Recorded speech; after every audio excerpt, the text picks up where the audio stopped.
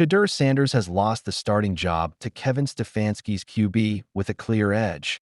Browns reporter, the minicamps have come to a successful end in Cleveland. But the whole QB room is falling apart like Jenga pieces one by one.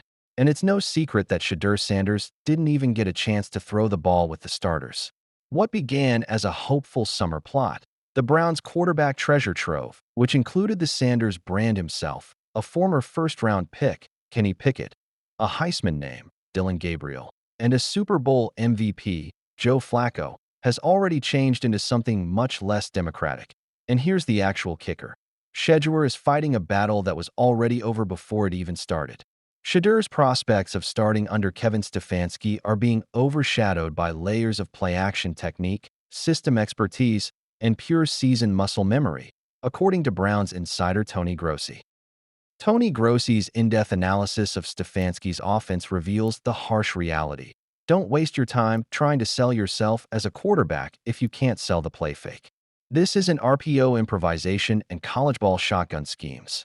Turn your back on the defense, conceal the ball, sell the fake like you're Daniel Day-Lewis in cleats, and then fire. Translation? This is grown man football. And Flacco? He is more than just holding a clipboard. He is managing it as if he had been marinating in Kevin Stefanski's offense since 2016. And technically, he has. When Flacco was back in Baltimore, he flourished under Gary Kubiak's play-action scheme, which Stefanski currently adheres to. And Flacco excels at it more than any other quarterback in the Browns room. While Flacco is out here teaching a masterclass on managing a successful offense in Cleveland, Pickett, Gabriel, and Shedeur are rehearsing under center mechanics as if it were week one of rookie camp. But if you want to be the quarterback for the Browns under Stefanski, you'd best be able to fake a handoff, or you have no chance at QB1. Brad Childress, the former head coach of the Vikings, even referred to it as the Gary Kubiak version of play action, an offense that requires complete support from the line, the backfield, and most importantly, the quarterback. Brett Favre, Steve DeBerg, Peyton Manning, they were all best at play faking. Flacco is there already with his big hands. Shedeur? Not quite yet.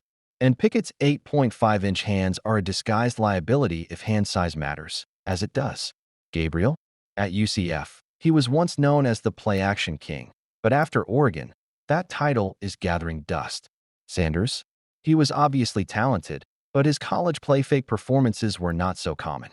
Not only does the tape say it, but Browns analysts have begun to agree. Play-action is not just essential to Stefanski's universe. It's survival. Adam Schefter's take. Bad news for Shedeur Sanders. Adam Schefter's take.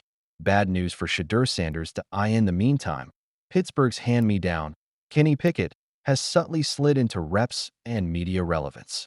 The coaching staff is showing more affection for Dillon Gabriel than for Sanders. And Flacco's resume speaks for itself. 18 NFL seasons, 1,616 yards and 13 touchdowns in 5 games during the Browns' perfect 2023 comeback tour. Not to mention that he already led this team to the playoffs while shuffling Stefanski's offense. The main issue with Shedeur is not talent or potential, because in many camps, potential is almost irrelevant. It's the accuracy and system familiarity that work. And Stefanski already has a man who is familiar with the system and doesn't require a 3-week crash course on how to fake a handoff. What does this mean for Sanders, then? On the bench, but off the roster? Not yet. Public pressure will take over if the Browns make a mistake too soon. And that's when Sanders' shot may finally come. But for the time being, the Shedeur Sanders QB1 campaign has been put on hold. And perhaps for the whole 2025 season. The multi-million gamble. Can Jerry Jones afford to pay Micah Parsons without breaking the Cowboys? A few days ago, the Cowboys quarterback and their face of the franchise, Dak Prescott, made it clear that Micah Parsons will soon get his deal done. We're all very confident that Micah is going to get this deal done, Prescott said last week. It starts with Micah and Jerry, and I think they've both alluded to that. But the real question is, can Jerry Jones afford to pay Parsons at all? Depends on the ever-shifting edge rushers market. When Max Crosby inked that massive 3-year, $106.5 million, $35.5 million per year extension, it instantly became the gold standard for elite pass rushers. But Micah, ever confident, waved it off, insisting he wouldn't chase a $40 million a year deal. I don't need $40 million per year. he insisted, citing his focus on surrounding everyone with talent and winning rather than salary. At that moment, Crosby's deal felt perfectly fair. No need to stretch expectations any further. Then came Myles Garrett's jaw-dropping contract, $40 million per year, and everything shifted. A market once anchored by Crosby's commitment had been blown apart, and the Browns blew the ceiling clean off. Rounding all that up, that means only one thing. Crosby's and Garrett's contract extensions are surely going to affect Parsons' next deal. Given that Garrett is older than Parsons and signed a $160 million deal with the Browns after 8 years, it's unlikely Parsons will sign more than $40 million per year. To back that up, Garrett outperformed Parsons in every aspect of the game in the last 4 seasons, including total sacks, 60 to 52.5, and he also has a better AV, 67 to 60. Plus, Garrett has 4 Pro Bowls, 3 first-team All-Pros, and a Defensive Player of the Year award a couple of years ago. And that could be the argument Jerry Jones and company will try to make. Because Parsons is good, no doubt. But he's not Myles Garrett yet. On the other side, Crosby inked $35.5 million per year. No doubt, Micah wants higher than that. That means we can expect Parsons to ink a deal between $36 million to $38 million per year. But there's a catch, Jerry Jones. How does delaying Micah Parsons' contract cost Jerry Jones more? Max Crosby and Myles Garrett may headline the early wave of extensions, but they likely won't remain the highest-paid edge rushers for long. Their deals have set the parameters, Garrett establishing the ceiling, Crosby the floor.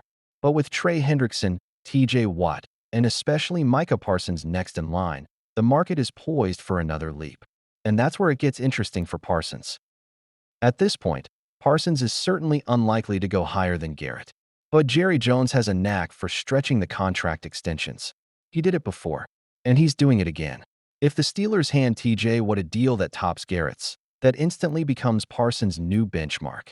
And if Hendrickson lands the raise he's after, the entire edge rusher market could be blown wide open. Huge red flag for Jerry and Dallas. The $40 million per year deal might become $45 million or maybe $50 million. A $10 million difference. Later, it's absolutely going to affect the Cowboys roster in the future. After all, Jerry has a reputation for staying loyal to his players. He'd need to address Dak and CeeDee Lamb's future. He definitely doesn't want to part ways with the team's veterans. Add free agency spending to it. Then safe to say that if the Cowboys don't sign Parsons on time, things could get messy for the roster. All in all, for Jerry Jones, affording Micah Parsons isn't the problem. It's affording the consequences of waiting too long.